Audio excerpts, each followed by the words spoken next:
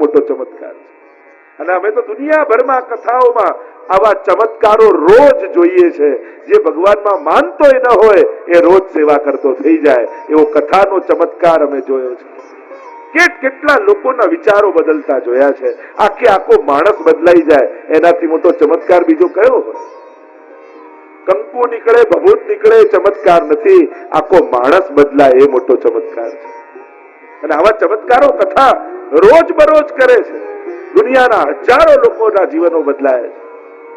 આજે 5 ખંડોમાં પ્રભુની કૃપાથી હવેલી, પાઠશાળાઓ, યુવા ગ્રુપ કેટલું ચલાવીએ અને ત્યારે બદલતા માણસોને જોયા છે. અમે પહેલા મળ્યા હોય તો માનતોય ન હોય ભગવાનમાં, અને એ જ વ્યક્તિ 5 વર્ષમાં એવો ભગવદી થઈ જાય કે એના સગાઓએ વિશ્વાસ ન કરે કે આ ખરેખર એ જ માણસ છે.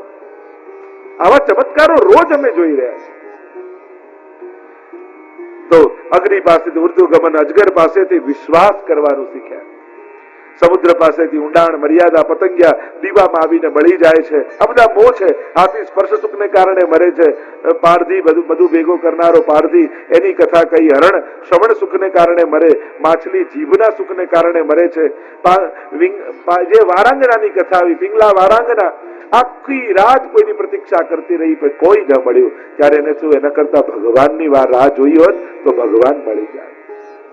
ભરોસો ભગવાન પર રાખો, એના પર વિશ્વાસ રાખીને પુરુષાર્થ કરો.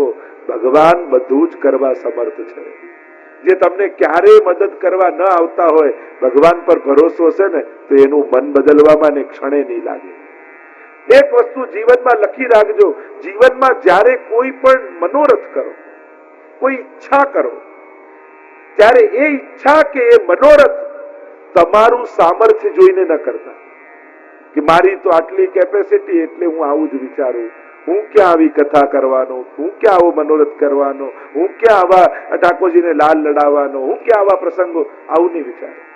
પોતાના સામર્થ્યને જોઈને મનોરથ નહીં કરવા, પ્રભુના સામર્થ્યને જોઈને મનોરથ કરજો. કારણ કે પ્રભુને તમારા હાથે કરાવવું હશે તો તમારા સંજોગ બદલતા એને 24 કલાક પણ લાગતા નથી. અને એટલા માટે પોતાની સામે નજર કરીને નહીં કરવું, ભગવાન સામે નજર કરીને મનોરથ કરો કે પ્રભુ સર્વ સમર્થો હિ તતો નિશ્ચિતતામ રજે. મારો ઠાકોરજી સર્વ સમર્થ છે, એને કરાવવું હશે તો એને ક્યાં વાર લાગે છે. ભરોસો રાખીને મનોરથો કરજો અને પ્રભુ પૂરા કરે છે. અહીંયા હરણ પેલા ટીટોડી પાસેથી શીખ્યા. માંસનો ટુકડો લઈને જતી હતી તો બધા પાછળ ટુકડો પડ્યો તો કોઈ પાસે નથી આવ્યો. સામર્થ્ય છે, પદ છે, પૈસા છે, ત્યારે બધા આજુબાજુ ફરે, પણ જયારે પદ જતું રહે ત્યારે કોઈ આજુબાજુ આવતું નથી. એટલે વિચારવું, અમારી નિકટ રહેનારા લોકો મારા પદ, પૈસા, પ્રતિષ્ઠાને કારણે છે કે મારા સ્નેહને કારણે મારી સાથે છે. આગળ બાળક પાસેથી શીખ્યા, બાળકને ગુરુ બનાવ્યા. નાનકડું બાળક, એની આગળ સંસ્કૃતમાં એની સ્તુતિ કરો કે એને અપશબ્દો બોલો, એને કોઈ ફેર પડતો નથી. નાનકડું બાળક કેવું નિશ્ચિંત હોય, કારણ એને મા ઉપર ભરોસો હોય. એ ભરોસાને કારણે નિશ્ચિંતતા એને આવે છે. ક્યારે નાના બાળકને આમ કપાળ પર, માથા પર હાથ રાખીને ટેન્શનમાં જોયો ત્યાં ખોટા શેર લેવાઈ ગયા? એને ચિંતા જ નથી, એને મા ઉપર ભરોસો છે. મારી મા મારું બધું જ કરશે, મને ભૂખ લાગશે તો જમાડશે, મને નીંદ આવશે તો સુવડાવશે. આવો ભરોસો ભગવાન પર આપણને હોય ને તો બાળક જેવા નિશ્ચિત થઈ જાય. જો નાના બાળકો કેવા મજામાં હોય, કાંઈ ખુશ જ હોય, એને ખુશ થવા કોઈ પ્રસંગો કરવાની જરૂર ના હોય કે પાર્ટી કરીએ તો મજા આવે. એને તો 24 કલાક પાર્ટી જ હોય. આપણે મોટા થઈને એવા કડવા થઈ જઈએ છે કે ઇવેન્ટ ન કરીએ તો આનંદે ના આવે. મજા કરવા એ પાર્ટી કરવી પડે, પ્રસન્નતા એ ઉધાર લેવી પડે. प्रसन्नता तो આપણો સ્વભાવ હોવો જોઈએ. बच्चों के नन्हे हाथों को चांद सितारे छूने दो, चार किताबें पढ़ के ये भी हम जैसे हो जाएंगे. એટલે જ કહ્યું કે આ નાના બાળકોને એ આકાશ આપો, મોટું સમજ મોટી આપો, એની પ્રસન્નતા એની સમજથી પ્રગટવા દો, સંજોગોથી નહીં.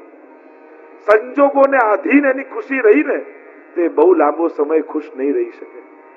કારણ કે વસ્તુનું આકર્ષણ 2 દિવસ 4 દિવસનું હોય, પછી એ જ વસ્તુઓ દુઃખના કારણ થઈ જતી હોય. જે વ્યક્તિ સમજથી સુખી હોય એનું સુખ કોઈ છીનવી શકતું નથી. જેને તમારી પાસે કાંઈ જ ન જોઈતું હોય એને ખુશ કઈ રીતે કરો? એને કોઈ, કારણ કે આપણને ખુશ કરવાની આદત શેનાથી? વસ્તુથી, પૈસાથી, સંજોગથી, પરિસ્થિતિ. પણ જેને આ કાંઈ જ ન જોઈતું હોય એને તમારે ખુશ કરવો હોય તો કઈ રીતે કરો? બતાવો. તો પ્રસન્નતા પરાધીનતા મૂકી દે તો પછી સદાય આપણી થઈ જાય. પ્રસન્નતા પરાધીન છે એટલે બીજા ઉપર આપણે ડિપેન્ડ છે ખુશ થવા માટે. આપણા હાથમાં આપણી ખુશીનું રિમોટ પણ નથી. અહીંયા અનેક પ્રકારના લક્ષણો જોયા. કુમારિકા પાસેથી શીખ્યા. એક છોકરીને જોવા માટે છોકરાવાળા આવ્યા અને બધા બહાર ગયા હતા ને એકલી કન્યા ઘરમાં. હવે આવ્યા છે મહેમાન તો ભોજન કરાવું. હવે કોઈ છે નહીં ઘરમાં એટલે અનાજ ખાંડવા માટે બેઠી.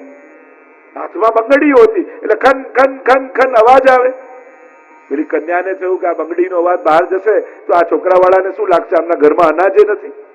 એટલે એને બધી બંગડી કાઢી અને એક એક બંગડી હાથમાં રહેવા દીધી અને ખાંડવા લાગી એટલે અવાજ આવતો બંધ થઈ ગયો.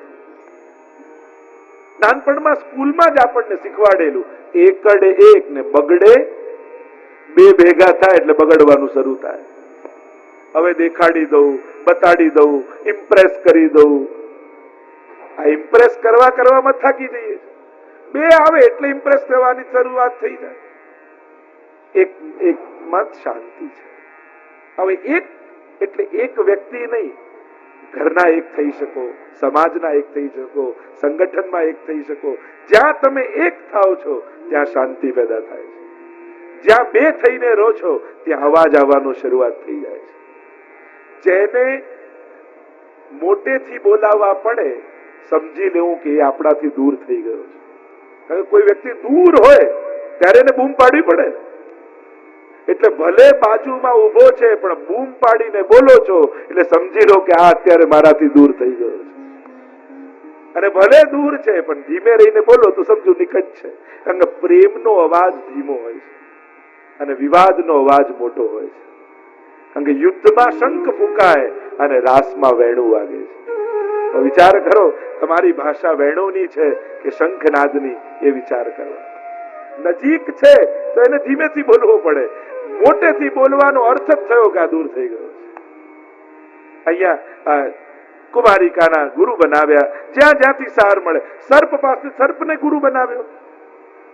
હવે સાપને તમે જોયો છે કેવો ચાલે? આમ વાંકો ચૂકો, વાંકો ચૂકો. સાપ આવું ચાલે ને, એને ગુરુ બનાવ્યો. સર્પને ગુરુ કર્યો કારણ કે વાંકો ચૂકો ચાલે. પણ એ જ સાપને પોતાના દરમાં જતો જોયો છે? જ્યારે પોતાના દરમાં ઘરમાં જાય ત્યારે સીધો થઈને જાય. સમજાવો કે સમજી ગયા? બહાર તમે ગમે તેટલા વાંકા ચૂકા ચાલતા હો, ઘરે જાઓ ત્યારે સીધા થઈને જવું. કારણ કે આ દુનિયાએ આપેલા સન્માનો માથે મૂકીને ઘરે ગયા ને તો ઘરનાય નહીં રહે ને બહારનાય નહીં રહે. ઘરે જાઓ. ભલે દુનિયામાં તમે ગમે તેટલા પૂજાતા હો, ગમે તેટલા મોટા વ્યક્તિ, ગમે તેટલા મોટા પદ ઉપર ને બિઝનેસમેન હો, પણ ઘરે જાઓ ત્યારે એક પિતા, એક ભાઈ, એક બહેન, એક પત્ની, એક પતિ, આજ બનીને ઘરમાં પ્રવેશ કરો. સ્નેહી બનીને ઘરમાં પ્રવેશ કરજો. પણ સન્માનનીય બનીને ઘરમાં જવા ગયા ને તો ઘરના નહીં રહી શકો. લોકો તમારાથી દૂર થઈ જશે. એટલે ઘરમાં જ્યારે જાઓ ત્યારે સ્વજન બનીને પ્રવેશ કરજો. દરેકને એમ લાગે કે અમારો સ્વજન આવ્યો, અમારું છત્ર આવ્યો, અમારો આધાર આવ્યો. આવા સ્નેહી બનીને રહો કે ઘરના દરેકને તમે પોતાના લાગો. બધા ઉપર કંટ્રોલ કરવો સહેલો છે પણ બધાના દિલ જીતવા અઘરા છે. બસ દિલ જીતતા આવડે ત્યારે માણસ મોટો થઈ જાય. દરેકને એમ થવું જોઈએ કે ના કંઈક કરું ને તો આને પહેલા પૂછી લઉં, આની સાચી સલાહ મળશે. આવો છત્ર બનીને પણ બધા મને પૂછ્યા વગર કાંઈ ના કરે એવો હઠાગ્ર, એ તો આપણી કઠોરતા વ્યક્ત કરી. પણ ઘરના તરફને એમ થવું જોઈએ પ્રેમને કારણે, સૌહાર્દને કારણે કે ના કંઈક કરીએ છે તો આમને કહી દઈએ, આમને પૂછી લઈએ, એવી એને ઈચ્છા થાય. આ સૌહાર્દતા, આ વડીલપણું. આમ સર્પ પાસેથી નિસંગતા શીખ્યા, કરોળિયા પાસેથી શીખ્યા. કરોળિયાને ગુરુ બનાવ્યો. ઝાડ ફેલાવે, કામ થઈ જાય તો સમેટી લે, પણ પોતાના ઝાડમાં ક્યારે ફસાય નહીં. પણ માણસ પોતે ઝાડ ફેલાવે છે અને પોતે જ ફસાઈ જાય છે. પોતે જેટલું વધારે પછી એમ કે ઓહો હવે એવું ટેન્શન થઈ ગયું છે, પહોંચી નથી વળાતું. અરે તે જ ફેલાવ્યું છે. સંભાળતા આવડવું જોઈએ. સક્સેસ અને સ્ટ્રેસ બંને એક સાથે જ આવે એવું જરૂરી નથી. સક્સેસ થી તો પ્રસન્નતા આવી જોઈએ, સ્ટ્રેસ થોડી આવવો જોઈએ. તો સફળતાને મેનેજ કરતા આવડવી જોઈએ. સફળતા હોય એમાં કોઈ વાંધો નથી, ખૂબ સફળતા હોય, પણ એને મેનેજ કરતા ના આવડી તો એ જ ભાર બની જશે. તમારી પ્રગતિ તમારો ભાર ન બની જાય એની સાવધાની તમારે જ રાખવાની, એ કુશળતા શીખવાની છે. છેલ્લે કીટકને ગુરુ બનાવ્યા. કીટ ભ્રમરનાએ જેમ દંશ મારે છે અને કીટક ભ્રમરનું ચિંતન કરતા કરતા પોતે ભ્રમર બની જાય છે, એમ ભક્ત ભગવાનનું ચિંતન કરતા કરતા ભગવાનના ગુણો એની અંદર આવી જાય છે. એમ 24 ગુરુ બનાવ્યા છે. આગળ 12મા સ્કંદમાં પ્રવેશ કરીએ, એકાદશ સ્કંદને વિરામ આપીએ. બોલો કૃષ્ણ કનૈયા ભાગવત ભગવાન કી જય. 12મો સ્કંદે આશ્રય લીલા. શ્રીનાથજી બાબાનો ઊંચો ઉઠેલો હાથ, જેમ ઊંચો હાથ કરી શ્રીનાથજી બાબા બધાને પોતાના આશ્રયમાં બોલાવે છે અને ઊંચા હાથમાં 5 આંગળીઓ છે, એટલે 5 આશ્રય જીવે કરવાના. કૃષ્ણાશ્રય, નામાશ્રય, ગુરુ આશ્રય, ભાગવત આશ્રય અને ભક્ત આશ્રય. કલયુગના રાજવંશોનું વર્ણન આવ્યું. ચારે બાજે કલયુગનો પ્રભાવ થઈ જશે. કલયુગના લક્ષણો બતાવ્યા છે. સંકીર્તન જ એકમાત્ર ઉપાય રહેશે. 4 પ્રકારના પ્રલયની ચર્ચા કરી છે. સુખદેવજી કહેવા લાગ્યા પરીક્ષિત મહારાજને, મહારાજ 7 દિવસ પૂરા થવા આવ્યા છે, સાવધાન થઈ જજો મહારાજ. કોઈ પણ ઘડીએ તક્ષક આવતો હશે. મૃત્યુને કોઈ રોકી શકતું નથી. તમારે હજી કઈ સાંભળવું છે? 2 હાથ જોડીને પરીક્ષિત મહારાજ ગદગદિત થઈ ગયા. સિદ્ધોસ્મી અનુગ્રહિતોસ્મી. ગુરુદેવ, આપના મુખે ભાગવત સાંભળી અનુગ્રહિત થયો છે. કોણ મરશે? કોનો ડર? જે જન્મ્યું એ મરવાનું. હું તો અજન્મા છું, હું તો અમર છું, હું તો ભગવાનનો અંશ છું. દેહ જન્મ્યો એટલે દેહ જવાનું. આપના મુખે ભાગવત સાંભળી મેં પણ સમાપ્ત થઈ ગયું છે. રોમ રોમમાં મોહન રમી રહ્યો છે. હવે તો કેવલ પરમાત્મા રૂવાડે રૂવાડે વ્યાપ્યો છે.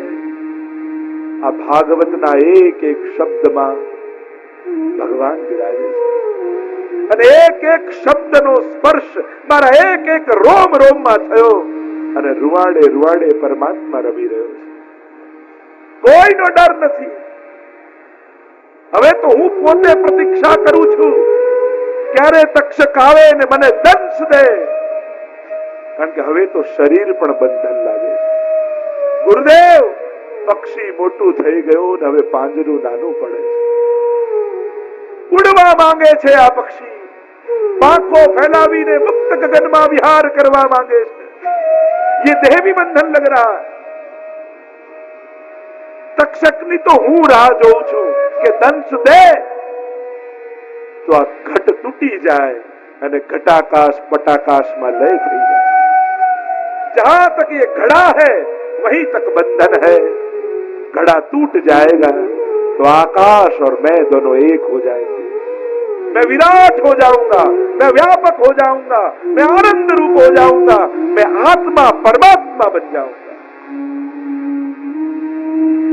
સુખદેવજી કહેવા લાગ્યા, જ્યાં સુધી હું અહીંયા છું ત્યાં સુધી મૃત્યુની પણ તાકાત નથી કે તારો સ્પર્શ પણ કરી શકે. પણ ભગવાનની ઈચ્છા છે અને એની ઈચ્છાને આદર આપવાનો છે. સુખદેવજી ઉભા થયા. સાષ્ટાંગ દંડવત પ્રણામ પરીક્ષિત મહારાજે કર્યા છે. હે ગુરુદેવ, તમારું ઋણ હું ક્યારે અદા નહીં કરી શકું. 7 દિવસ મારી પાસે હતા, મને મરતો નથી બચાવ્યો, મને તો અમર બનાવી દીધો. ભય જતો રહ્યો, પ્રસન્નતા વ્યાપી ગઈ. આ જીવનમાં સૌથી મોટો ઋણ કોઈનો હોય તો એ ગુરુનો છે. વસ્તુ આપનારનો આભાર માનીએ છે, પણ ગુરુ તો આપણને ભગવાન આપે છે. ભગવાન આપીને સમૃદ્ધ કરી દે છે. એ પ્રકાશ આપે છે, એ આનંદ આપે છે, એ જ્ઞાન આપે છે. ભગવાને આંખ આપી પણ શું જોવું એ ગુરુએ બતાવ્યું. ભગવાને પગ આપા પણ ચાલીને ક્યાં જવું એ ગુરુએ બતાવ્યું. ભગવાને જીભ આપી પણ શું બોલવું એ ગુરુએ શીખવાડ્યું. ગુરુ સૌથી મોટો ઉપકારી છે આ જીવનનો. કારણ પથ્થર તો ડૂબવા માટે જ હતો, પણ ગુરુએ ભગવાનનું નામ લખ્યું, એને તરાવી દીધો ગુરુએ. ઉભા થયા સુખદેવજી, સાષ્ટાંગ દંડવત પ્રણામ કરાયા પરીક્ષિત મહારાજે, અને સુખદેવજી આગળ ચાલ્યા કોઈ ઓર પરીક્ષિતની શોધમાં. પરીક્ષિત મહારાજ શાંતિથી બેઠા છે. પ્રસન્નતા છે, ભય નથી, આનંદ છે, ખેદ નથી. પ્રતીક્ષા કરી રહ્યા છે કે ક્યારે તક્ષક આવે. સામે મંદ સ્મિત કરતું શ્રીનાથજી બાવાનું મુખારવિંદ દેખાવા લાગ્યું. પ્રસન્નતા વ્યાપી છે. નેત્રો બંધ કર્યા અને મંદ મંદ સ્મિત કરતા પરમાત્માના મુખારવિંદના દર્શન થવા લાગ્યા. માનો ઊંચો હાથ કરી શ્રીનાથજી બાવા રૂપી માં આ જીવાત્મા રૂપી બાળકને આહ્વાન કરી રહી છે કે આવો બેટા, આવ. અનંત જન્મો થઈ ગયા, મારાથી વિખુટા પડે. આ ક્ષણ આવી છે ભાગવત દ્વારા. હા, मेरी गोद में समा जा, मेरा हो जा. अनंत जन्मों तक तू संसार का रहा, भागवत सुनकर तू मेरा हो चुका है. પ્રતીક્ષા કરી રહ્યા છે બંધનમાંથી છૂટવાની. લુપાતો છુપાતો તક્ષક પહોંચ્યો છે. જ્યાં દંશ દીધો અગ્નિની જ્વાળાઓ ભભૂકવા લાગી. દેહના બંધનમાંથી પરીક્ષિત મહારાજ મુક્ત થયા. ભાગતા ભાગતા ભાગતા ભાગતા કૂદકો મારી શ્રીનાથજીની ગોદ પર ચડી ગયા. બોલો ગોવર્ધન કી જય, ભાગવત ભગવાન કી જય, કૃષ્ણ કનૈયા લાલ કી જય. પરીક્ષિત મહારાજને ભગવાનનું શરણું મળી ગયું. શ્રાપિત સમર્પિત થઈ ગયો. એવો ભાગવતનો આ પ્રભાવ છે. જન્મે જય પરીક્ષિત મહારાજનો પુત્ર, ચારે બાજુ સિપાહીઓને ગોઠવી દીધા છે. આ સર્પ યોનીને જીવવા નહીં દઉં. સર્પ સત્ર યજ્ઞ કર્યો છે. સ્વાહા સ્વાહા બોલીને જ્યાં યજ્ઞ કુંડમાં હોમે અને એક એક સર્પ આવીને કુંડમાં પડે. આખી પૃથ્વી પરથી સર્પ યોની સમાપ્ત કરી દઈશ. ભગવાને સમજાવ્યા છે. યજ્ઞ બંધ કર્યો છે. આગે માર્કંડે મુનિને માયાના દર્શન કરાવ્યા છે પરમાત્માએ. ચારે બાજુ જળ વ્યાપ્યું છે અને જળમાં એક નાનું વડનું પત્તું. કરાર વિંદે ન પદાર વિંદમ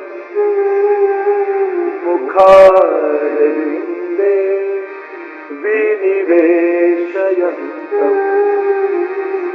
વટસ્ય પત્રસ્ય પુટેશયાનમ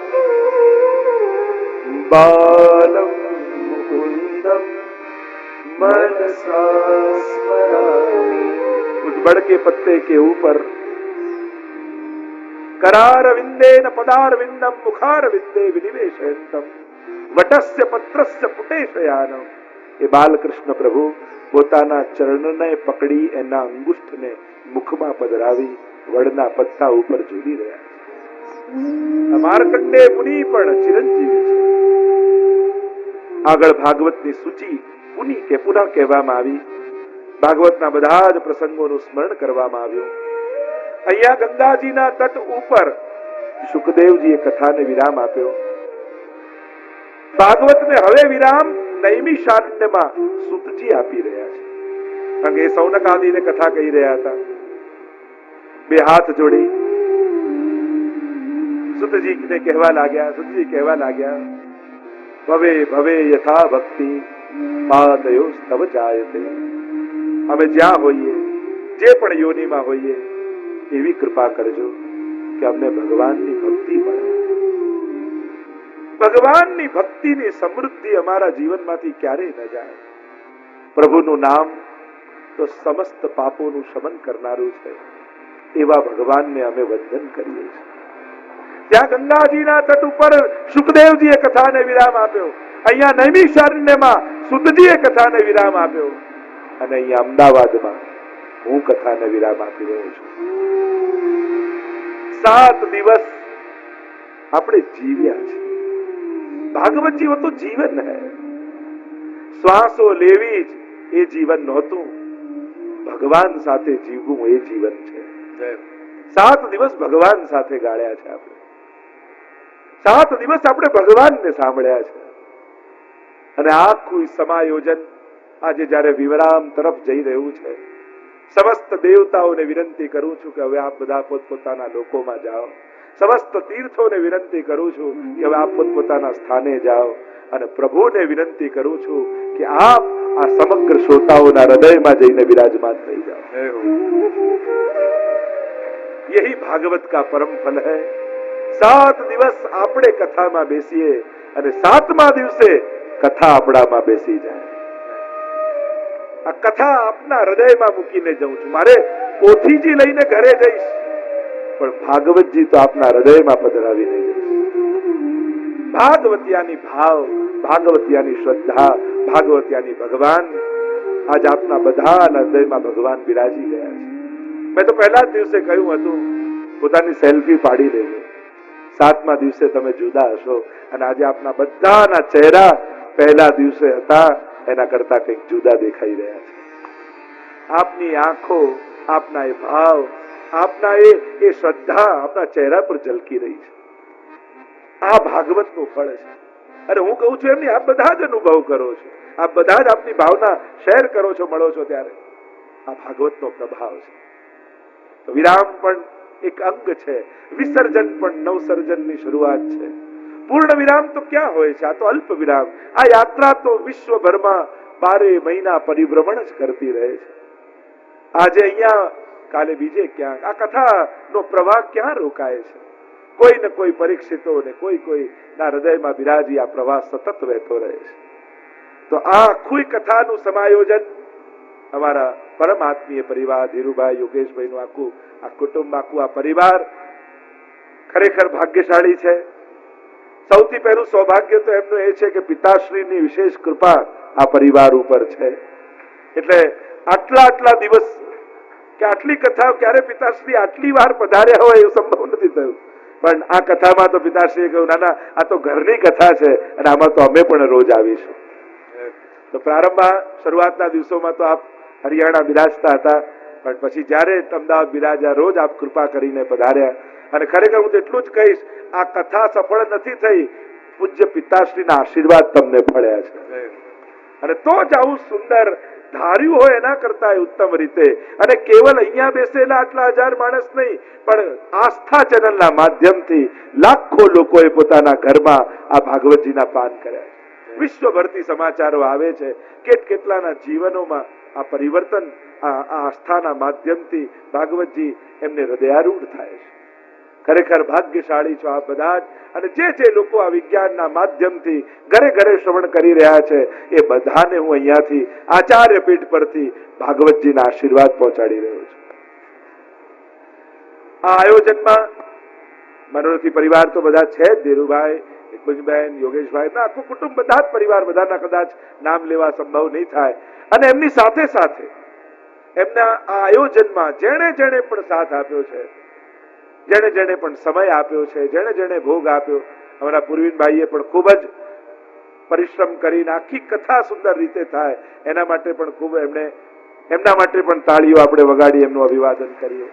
સાથે સાથે એમનો સ્ટાફ કે જે પણ ધંધામાં તો એમ જોડાયેલા છે, પણ એમના ભગવત કાર્યમાં પણ ખડા પગે જેમણે સાથ આપ્યો, એમનું મિત્ર વર્તુળ, એમના સગા સંબંધીઓ, એમનો સમાજ, જે લોકો જોડાયા, અને જે એ લોકો પણ કે જે કાંઈ સગા નતા થતા પણ ભાગવત જોડે સંબંધ જોડીને જે લોકો આવ્યા છે, જેનો ભગવાન સાથે સંબંધ હતો, એ લોકો પણ ઉપસ્થિત રહ્યા. એ બધાને આચાર્ય પીઠ પરથી શુભકામનાઓ પાઠવું છું. અમે તો કોઈ કથાકાર નથી, અમે તો વલ્લભકુલના વલ્લભ વંશજ આચાર્ય છીએ, પુષ્ટિ માર્ગના.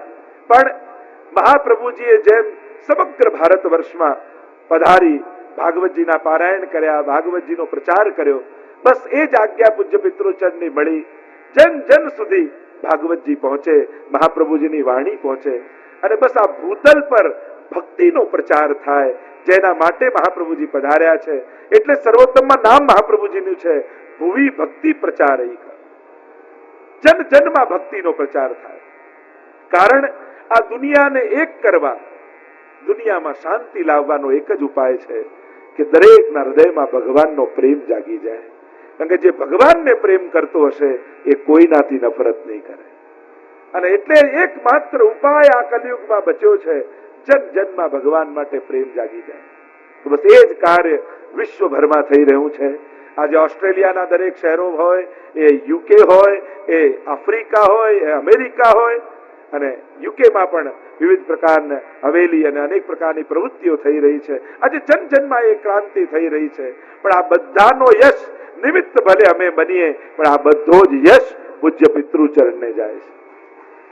એમની આજ્ઞા, એમના સંસ્કાર, એમનું માર્ગદર્શન, અને એ જ એકમાત્ર કારણ છે કે આજે વિશ્વ આખો વૈષ્ણવનો એક પરિવાર બની ગયો છે. વૈષ્ણવ સંઘ, ઇન્ટરનેશનલ વૈષ્ણવ સંઘના માધ્યમથી વિશ્વભરમાં વૈષ્ણવ સંઘ ચાલે છે. હજારો લાખો લોકો આજે જોડાયેલા છે. કદાચ વૈષ્ણવનું કોઈ એક ઘર એવું બાકી નહીં હોય જ્યાં અમારા પરિવારની કોઈની પણ વાણી પહોંચી ન હોય. એ સીડીના માધ્યમથી હોય, એ યુટ્યુબના માધ્યમથી હોય, એ આસ્થાના માધ્યમથી હોય. આજે ઘરે ઘરે લોકો, લાખો લોકો સાંભળે છે. કેટલા લોકો આવીને પોતાના અનુભવ કહે છે કે કેવલ ટીવી પર સાંભળીને અમારા જીવન બદલાઈ ગયા છે. તો આ ક્રાંતિ થઈ રહી છે સમાજમાં, લાખો લોકો સુધી પહોંચ્યા છીએ. પણ આ બધાનું કારણ અમારા પૂજ્ય પિતૃચરણ અને અમારા માતૃચરણ છે. આ બંનેના આશીર્વાદ જ આ બધું કાર્ય કરે છે. અને જેથી અમારો આખો પરિવાર એક સાથે રહી, અને જે ગોપાલદાસજીએ દ્રશ્ય જોયું હતું, નિત્ય પ્રતિ ક્ષણું ક્ષણું શ્રી વલ્લભનો પરિવાર રસના, અને એ જ દર્શન આજે વ્રજધામમાં થાય છે. અને વ્રજધામ વિશ્વનું પ્રેરણારૂપ થઈ ગયું છે. કેવલ